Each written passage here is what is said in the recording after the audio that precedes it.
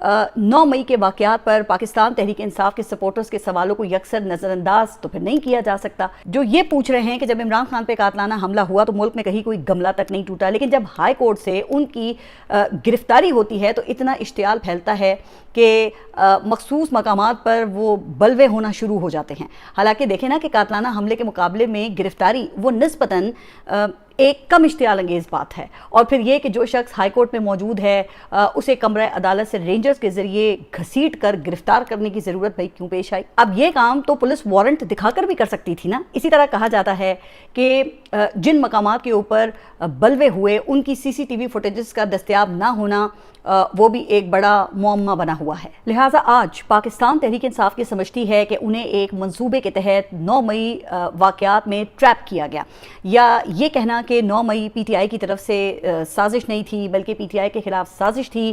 तो वैसे आपका क्या ख्याल है कि वाक़याती शवाहिद और इस वाक़े के जो नताइज हैं उसकी रोशनी में क्या ये वैलिड सवालात हैं या नहीं है, जिसको हुकूमत अब अगर गलत साबित करना चाहती है तो कहा यह जाता है कि इसके लिए फिर एक न्यूट्रल इंक्वायरी करवाना पड़ेगी। लेकिन बगैर सबूत खुद से मफरूज़े कायम करके किसी जमात को एक वाक़े की बुनियाद पर बुनियादी हुकूक से भाई कैसे महरूम रखा जा सकता है?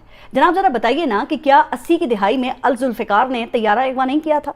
क्या पाकिस्तान पीपल्स पार्टी के लोग उसमें शामिल नहीं थे? लेकिन क्या पूरी पाकिस्तान पीपल्स पार्टी को इस बात की सज़ा दी गई? बल्कि देखा जाए तो मुर्तज़ा भुट्टो जो अल जुल्फ़िकार के बानी थे उन्हें बाद में अपनी जमात बनाने और इलेक्शन लड़ने की इजाज़त भी दे दी गई थी। अच्छा, फिर इसी तरह मियाँ मोहम्मद नवाज शरीफ पर आर्मी चीफ का तैयारा अगवा करने का मुकदमा नहीं बना था, बल्कि मियाँ साहब को तो इस केस में इंसदादे दहशतगर्दी अदालत वो उम्र कैद की सजा भी दे चुकी थी, जो फिर 8 साल के बाद 2009 में सुप्रीम कोर्ट ने खत्म की।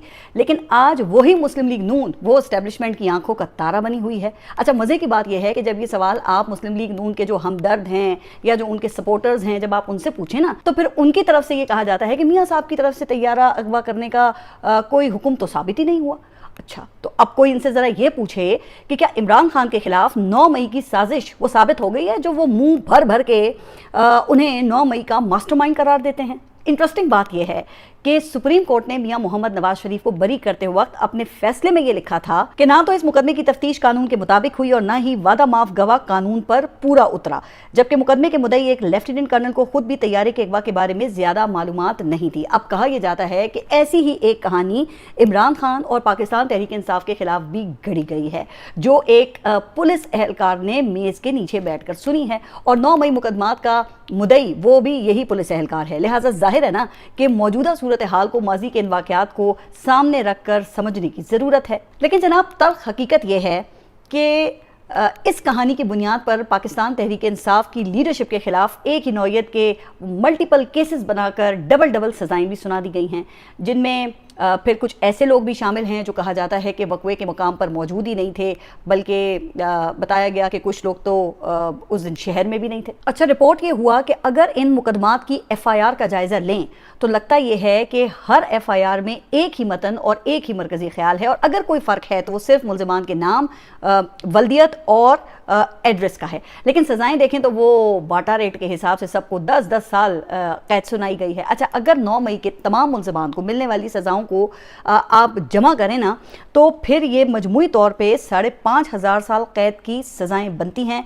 और फिर पाकिस्तान तहरीक इंसाफ का शिकवा ये है कि आला अदालतों में इन सज़ाओं के खिलाफ अपीलों को भी फिक्स नहीं किया जा रहा। फिर इसी तरह जिन लोगों को मिलिट्री कोर्ट से सज़ाएं सुनाई गई हैं तो आईनी अदालत ने उनके ट्रायल्स को आईनी करार दिया, मगर साथ ये हुक्म भी दिया गया था कि मिलिट्री कोर्ट्स के फैसलों के खिलाफ मुल्ज़िमान को हाई कोर्ट्स में अपील का हक दिया जाए, जिसके लिए जाहिर है कि कानून साजी करनी थी। लेकिन हुआ ये कि आधे फैसले पर तो आपने देखा ना कि फ़ौरन अमल हो गया और मिलिट्री कोर्ट्स की सज़ाएं वो बहाल हो गई, मगर दूसरी तरफ 1 साल गुजरने के बावजूद अपील का हक देने के लिए वो कानून साजी नहीं की गई।